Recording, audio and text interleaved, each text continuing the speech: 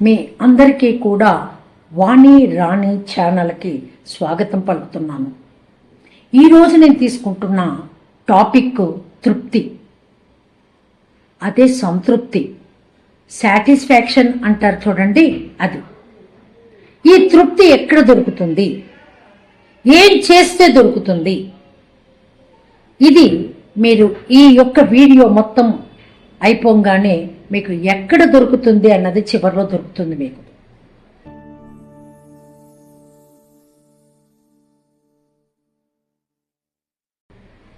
కొంతమందికి ఆకలి వేస్తే మంచిగా తిన్నామనుకో తృప్తి కలుగుతుంది. కొంతమందికి ఎన్ని బట్టలు కట్టినా కూడా తృప్తి ఉండదు. నీడలో అంటే మంచి నీడ ఉంటే, అంటే మంచి భవనం ఉంటే తృప్తి కలుగుతుందా? మంచి పదవిలో ఉంటే తృప్తి కలుగుతుందా? డబ్బా, ఇళ్ళ, ఉద్యోగమా, పెళ్ళామా, దేని వల్ల కలుగుతుంది తృప్తి? వేటి వల్ల సంతృప్తిని మనం పొందగలుగుతామో, ఇది ఈ తృప్తి లేకపోవటం మనల్ని కృంగతీసేస్తోంది. దగ్గర ఉన్న దానితో తృప్తి అనేది మనిషికి ఉండటల్లా. భగవంతుడు మనకేమిచ్చారు దానితో తృప్తి ఏ వ్యక్తి పొందటం లేదు. మరి తృప్తి ఎక్కడ దొరుకుతుంది? దీనికి ఒక చిన్న కథను చెప్తాను, వినండి. ఒక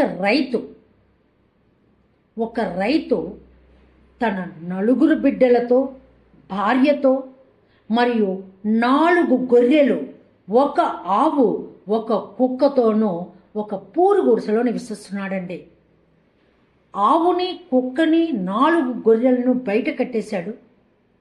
లోపల వరుస 4 పిల్లలు, భార్యతో ఆ రైతు జీవనం గడుపుతూ ఉన్నాడు.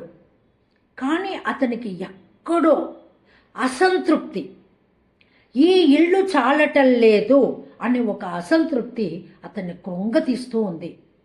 రోజు ఏ పని చేస్తున్నా అతని ఆ అసంతృప్తి లాగుతోందండి. ఏం చెయ్యాలో అర్థం కాలేదు. ఇలాగ రోజు ఆలోచిస్తూ ఉండగా ఒక్కసారి అనుకోకుండా అతని ఊరికి ఒక సాధువు వచ్చాడు. ఆ సాధువు దగ్గరికి పరుగులెత్తుకుంటూ వెళ్ళాడండి.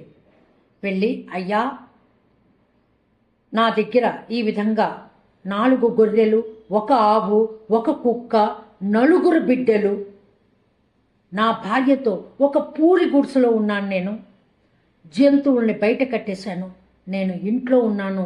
ఆ పూరి గుడిసె నాకు చాలటం లేదు, నాకు తృప్తి అనేదే కలగటం లేదు. ఏం చెయ్యమంటారు అని అడిగాడండి సాధువుని. ఆ సాధువు చెప్పాడు కదా, బాబు, నీవు ఈరోజు నీ బయట కట్టిన ఆవుని తీసుకొచ్చి నీ పూరి గుడిసెలో కట్టేసి నువ్వు నిద్రించు అన్నాడు. ఏమో సాధువు చెప్తున్నాడు. ఆవుని తీసుకొచ్చాడు, లోపల వరుసను కట్టేసుకున్నాడు.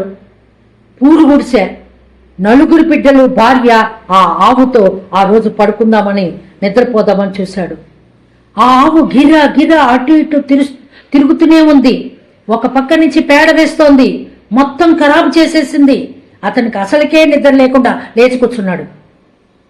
లేచి కూర్చొని నిద్ర లేక అసంతృప్తికి లోనే పరుగులెత్తుకుంటూ పొద్దున్నే మళ్ళీ ఆ సాధువు దగ్గరికి పరిగెత్తాడు.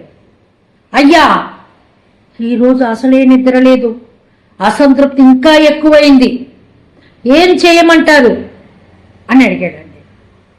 అవునా, ఈరోజు ఒక పని చేయి బాబు, నీ దగ్గర ఒక కుక్క ఉందన్నావు కదా, ఆ కుక్కను లోపల కట్టేసుకొని నువ్వు పడుకోమన్నాడు. అవునా, సరే. ఆ కుక్కను తెచ్చాడండి. కుక్కను లోపల వరుస కట్టేసి ఆ రోజు పడుకుంటానికని, రాత్రిపూట పడుకుంటానికని రెడీ అయ్యాడండి. కొత్త రెక్కపు ప్లేసు వలన కుక్క పెద్దగా అరవటం మొదలుపెట్టింది.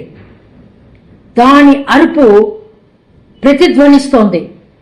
నిద్ర లేదు, కంటి మీద కునుకు లేదు. లేచి కూర్చున్నాడు, ఆలోచిస్తున్నాడు. ఏంటి ఈ విధంగా సాధువు చెప్పాడు, కుక్క ఈ విధంగా అరుస్తోంది, నేనేం చెయ్యాలి? ఈ గుడిసె నాకు సరిపోవటం లేదు. రేపు పొద్దున్నే నేను మళ్ళీ సాధువు దగ్గరికి వెళ్ళి ఈ విషయాన్ని ఏంటో తేలుద్దాం అనుకున్నాడు. మొన్నాడు తెల్లవారంగానే ఆ రోజు కూడా నిద్రపోలేదు. తెల్లవారంగానే సాధువు దగ్గరికి పరుగులు తీశాడండి. అయ్యా, ఈరోజు కూడా నాకు నిద్ర పట్టలేదు, అసంతృప్తికి లోనయ్యాను, ఈ పూరు గుడిసె నాకు సరిపోవటం లేదు, ఏం చెయ్యమంటారు? ఆ యొక్క కుక్క ప్లేస్ మారటం వల్ల విపరీతం అరిచింది అన్నాడు. సరే, ఈరోజు ఒక పని చేయను ఆయన, కుక్కను బయట కట్టేసేసి 4 గొర్రెలు ఉన్నాయి అన్నారు కదా, ఆ 4 గొర్రెల్ని లోపల వరుసన కట్టేసుకొని పడుకో.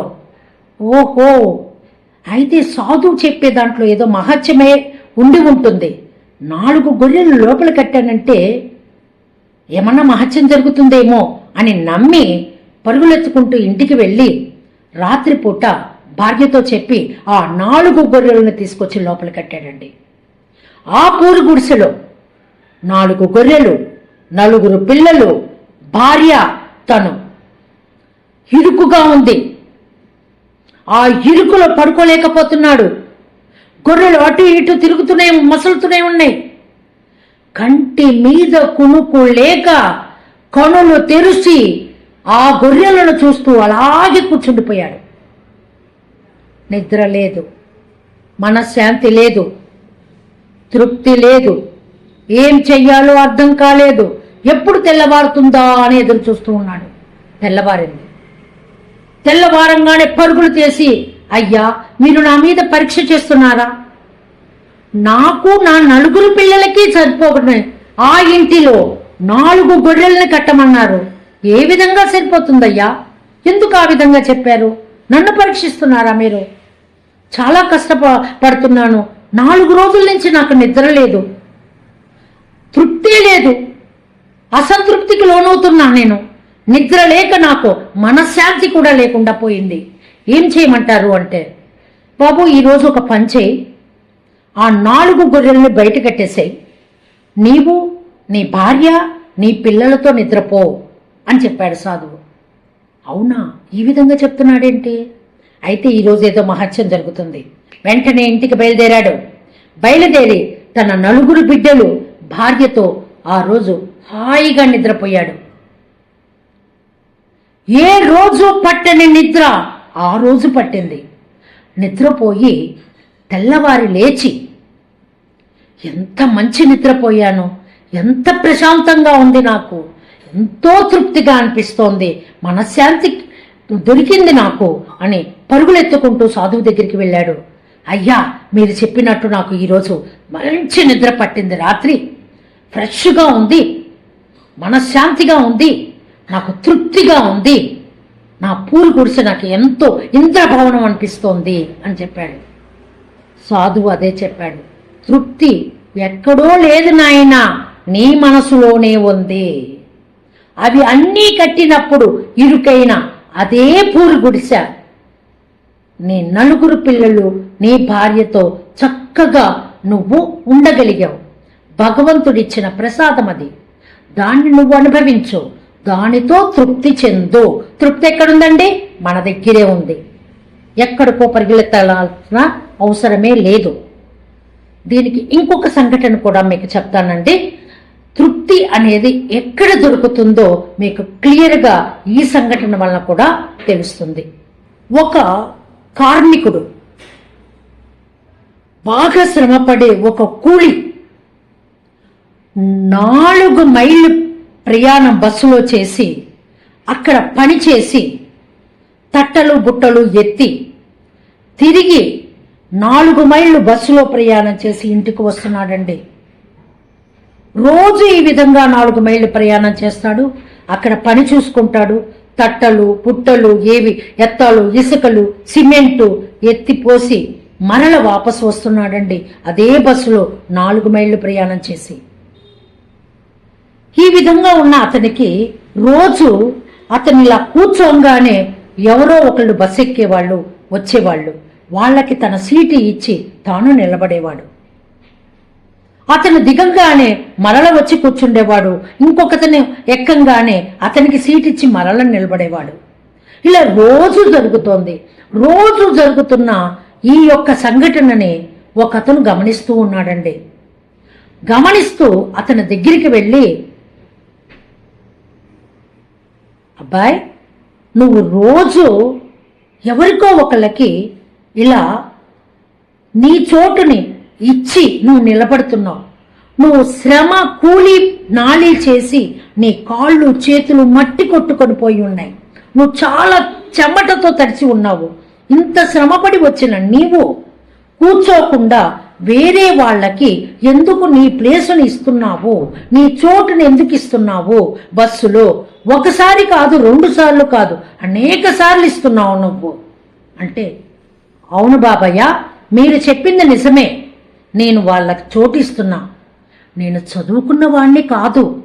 ఆ చదువుకున్న వారికి నేను ఆ కాస్త జాగా ఇవ్వటం వలన, ఆ చోటు ఇవ్వటం వలన నాకెంతో తృప్తి కలుగుతుంది బాబు.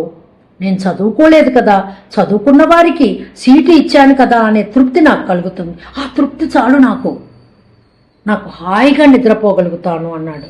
తృప్తి ఎక్కడుందండి? మనం చేసే పనిలో ఉంది. తృప్తి ఎక్కడుంది? మన మనసులో ఉంది. మనం చేసే పనిలో ఉంటుంది.